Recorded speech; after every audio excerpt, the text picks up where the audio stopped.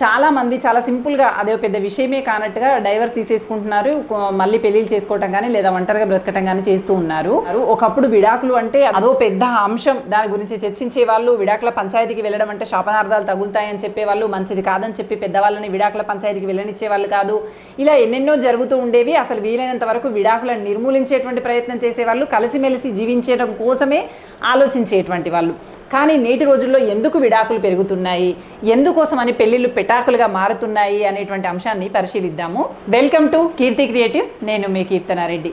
ముందు విడాకులు అవ్వడానికి ప్రధానమైనటువంటి కారణం అది అబ్బాయిలో కావచ్చు అమ్మాయిలో కావచ్చు. మొట్టమొదటి అంశం ఏంటంటే మీకు ఎలాంటి వ్యక్తి కావాలో మీకు తెలిసి ఉండకపోవటం.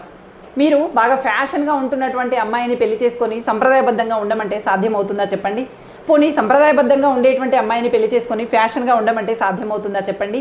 ఇంటి పట్టునే ఇల్లాలుగా బ్రతకాలి అనేటువంటి ఆలోచనలు కలిగినటువంటి అమ్మాయిని పెళ్లి చేసుకొని ఉద్యోగం చేయమంటే సాధ్యమవుతుందా చెప్పండి? ఉద్యోగం చెయ్యాలి అనేటువంటి ఆలోచన కలిగినటువంటి అమ్మాయిని పెళ్లి చేసుకొని ఇంటి దగ్గర ఉండమంటే సాధ్యమవుతుందా చెప్పండి? ఇలా మీరు విరుద్ధమైనటువంటి భావాలు కలిగినటువంటి అబ్బాయిని కానీ అమ్మాయిని కానీ పెళ్లి చేసుకుంటున్నారు. సంప్రదాయబద్ధంగా ఉండాలి అనే ఆలోచనలు కలిగినటువంటి అబ్బాయికి సంప్రదాయబద్ధమైనటువంటి ఆలోచనలతో ఉన్నటువంటి అమ్మాయికి కాస్త పొసిగేటువంటి అవకాశం ఉంటుంది. అలా కాకుండా ఈ అబ్బాయికి ఆడపిల్లలు ట్రెడిషన్గా ఉండటం అంటే చాలా ఇష్టం అవుతుంది అని ఫ్యాషన్గా ఉండేటువంటి అమ్మాయిని సెలెక్ట్ చేసుకుంటాడు. అంటే తనకి ఎలాంటి అమ్మాయి కావాలో తనకి ఒక క్లారిటీ లేకుండా ఉన్నటువంటి అబ్బాయిలు. అమ్మాయిల విషయంలో కూడా సేమ్. తనకి అత్తమామలతో కలిసి జీవించాలని ఉందా, కేవలము భర్త ఆర్థిక పరిస్థితులు మాత్రమే తనకి ఇష్టంగా ఉన్నాయా, ఇతర కుటుంబ సభ్యులతో ఎలా కలిసి బ్రతకాలి, భర్త సంప్రదాయాలను పాటించేవాడై ఉండాలా, పబ్బులు క్లబ్బులు తిరుగుతూ ఉండేవాడై ఉండాలా, ఇలా ఒక్కొక్క రకమైనటువంటి ఆలోచన విధానం అది స్త్రీలో కానీ పురుషుల్లో కానీ ఉంటుంది. ఫస్ట్ మీకేం కావాలో, మీకు ఎలాంటి వ్యక్తి కావాలో మీరు ఆలోచించుకొని మీరు నిర్ణయం తీసుకోండి.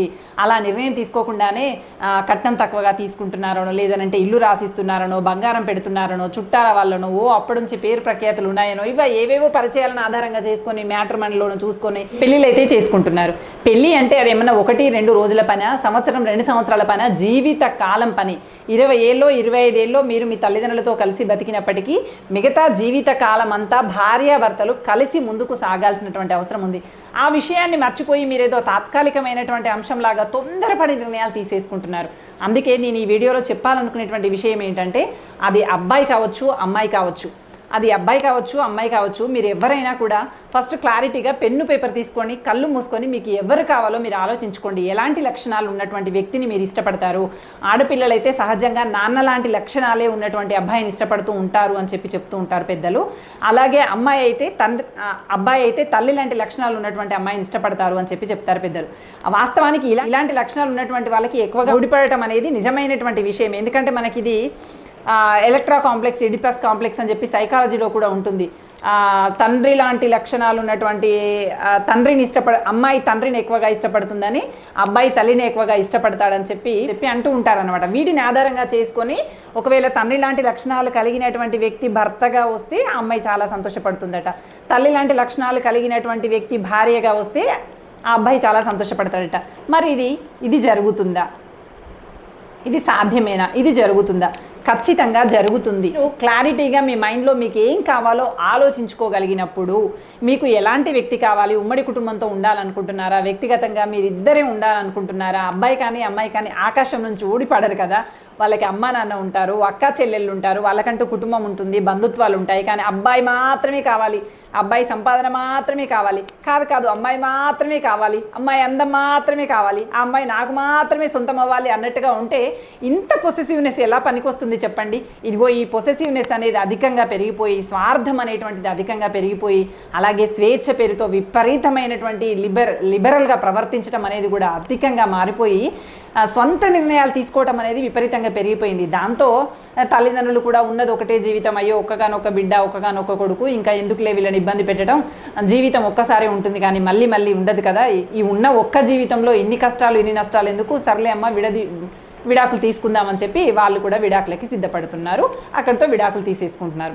అందుకోసమని మీ జీవితంలో ఈ విడాకులు అనేటువంటి మచ్చ వద్దండి. అలాంటి మచ్చ రాకుండా ఉండాలంటే ముందే జాగ్రత్తగా నిర్ణయాలు తీసుకోండి. మీకు ఎలాంటి భాగస్వామి కావాలో కూర్చొని మీరు 1-2 రోజుల్లో నిర్ణయం తీసుకునేది కాదు. పలు రకాల వ్యక్తులను పరిశీలిస్తున్నప్పుడు పలు సందర్భాలలో ఎలా వ్యవహరిస్తున్నారు అనేది స్త్రీలు ఎలా వ్యవహరిస్తున్నారు, ఎలాంటి విషయాలు మీకు నచ్చుతున్నాయి, ఎలాంటి విషయాలు మీకు నచ్చట్లేవు అనేది పూర్తిగా ఆలోచించుకున్న తర్వాత మీ అభిప్రాయాలకి, మీ ఆలోచనలకి కనెక్ట్ అయ్యేటువంటి వ్యక్తిని మాత్రమే పెళ్లి చేసుకోండి. అలాంటి వ్యక్తిని పెళ్లి చేసుకున్న తర్వాత కూడా భేదాభిప్రాయాలు రావా అంటే ఖచ్చితంగా వస్తాయి. భేదాభిప్రాయాలు రాకుండా ఎవరు ఉంటారో చెప్పండి? మీ అమ్మ నాన్నకి లేవా, మా అమ్మ నాన్నకి లేవా, మన తాతల కాలంలో లేవా, ముత్తాతల కాలంలో లేవా? భేదాభిప్రాయాలు రాకుండా ఉండటం అనేది ప్రేమ కాదు. భేదాభిప్రాయాలు రాకుండా ఉండటం అనేది అన్యోన్యత కాదు. ఎన్ని భేదాభిప్రాయాలు వచ్చినప్పటికీ కూడా కలిసి ముందుకు సాగటం అనేది నిజమైనటువంటి అన్యోన్య దాంపత్యం. అసలు గిల్లి కజ్జాలే లేవు, అసలు వాళ్ళిద్దరి మధ్య ఏ తగాదా రాలేదు అంటే వాళ్ళు ఒకరికొకరు ఎలా అర్థమవుతారో చెప్పండి? ఖచ్చితంగా గొడవలు, తగాదాలు చిన్న చితక వస్తూనే ఉంటాయి. భిన్నాభిప్రాయాలు, భేదాభిప్రాయాలు ఏర్పడుతూనే ఉంటాయి. ఎన్ని ఏర్పడినప్పటికీ కూడా విడిపోకుండా పటిష్టమైనటువంటి బంధంగా ఒకరి కోసం ఒకరు నిలబడడం అనేది ఉంటుంది చూడండి, అది అన్యోన్యమైనటువంటి దాంపత్యం. సంతోషంగా వెళ్తున్నటువంటి భార్యాభర్తల్ని చూసి ఇలా ఉండాలి అనుకుంటారు మీరు, కానీ వాళ్ళు అలా వెళ్ళినాక కాలం కొంత మారిన తర్వాత అదే ఇద్దరు గొడవ పడటం, వీలైతే అవసరమైతే తన్నుకోవటం దాకా వెళ్ళేటువంటి సంఘటనల్ని మీరు చూడరు. అలాంటి సంఘటనలు జరిగినప్పటికీ కూడా, అలాంటి భేదాభిప్రాయాలు వచ్చినప్పటికీ కూడా వాళ్ళు మళ్ళీ కలిసి ముందుకు సాగుతున్నారు అంటే ఖచ్చితంగా ఒకరు ఒక సందర్భంలో రాజీ పడుతున్నారు, ఒకరు మరో సందర్భంలో రాజీ పడుతున్నారు, ఒకరి కోసం ఒకరు నిలబడుతున్నారు, ఒకరి తప్పులను ఒకరు సరిదిద్దుతున్నారు, ఒకరి కోసం ఒకరు తను మార్చుకునేటువంటి ప్రయత్నం చేస్తున్నారు అని అర్థం. అంతేకాదు పెళ్ళి అంటే కేవలం ఒక వ్యక్తిని ఇష్టపడటం కాదు, ఆ వ్యక్తి వెనుక ఉన్నటువంటి కుటుంబాన్ని కూడా ఇష్టపడాలి అనేటువంటి విషయాన్ని మర్చిపోకండి. పెళ్ళి అనేది కేవలం బంధం మాత్రమే కాదు, బాధ్యత కూడా. ఆ బంధంతో పాటు మన జీవితంలోకి ఎన్నో బాధ్యతలు వస్తాయి. అది ఆడపిల్ల కావచ్చు, మగపిల్లవాడు కావచ్చు. పెళ్లి చేసుకున్నటువంటి ఆడపిల్ల తల్లిదండ్రుల్ని తమ సొంత తల్లిదండ్రుల్లాగా అబ్బాయి చూడగలగాలి. పెళ్లి చేసుకున్నటువంటి భర్త తాలూకు తల్లిదండ్రుల్ని తన సొంత తల్లిదండ్రుల్లాగా అమ్మాయి చూడగలగాలి. ఇలా చూడగలిగేటువంటి విశాల దృక్పథం ఎప్పుడైతే మీలో పెరుగుతుందో అప్పుడు బంధాలు నిలబడతాయి. వెనకటి రోజుల్లో జరిగిందంతా ఇదే. వాళ్ళకి అన్నీ సరిగ్గా ఉన్నాయనో, మంత్ర బలాలు చూశారనో, పెళ్లి బలాలు చూశారనో, రాశులు కలుస్తున్నాయా లేదా, వీళ్ళ నక్షత్రాలు ఇవన్నీ ఎవరు అంతగా పట్టించుకున్నారు చెప్పండి?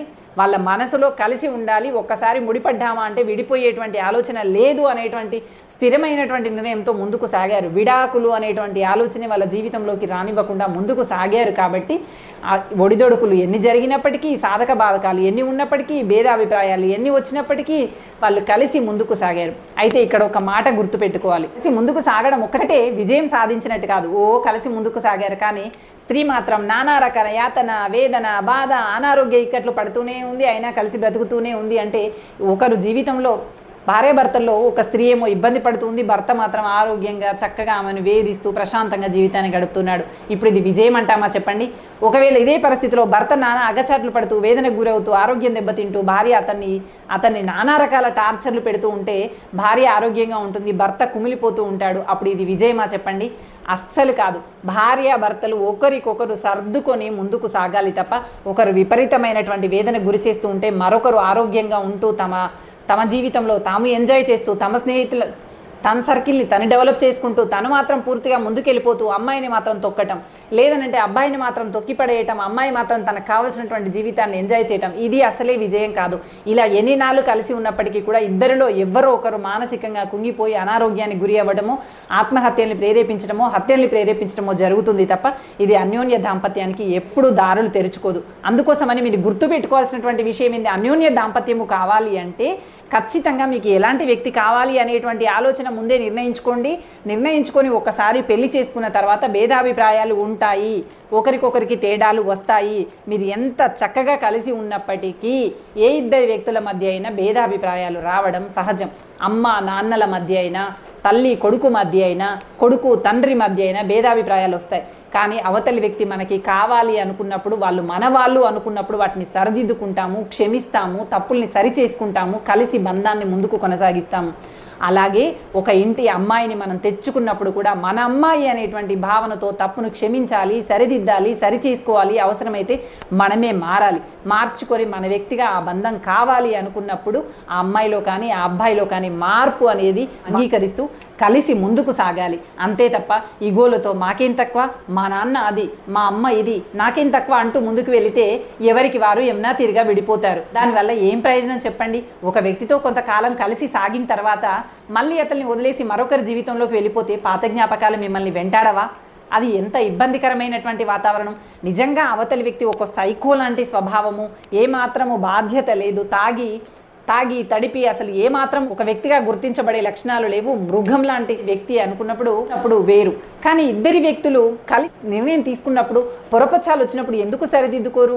భిన్నాభిప్రాయాలు అనేవి ఉండవా?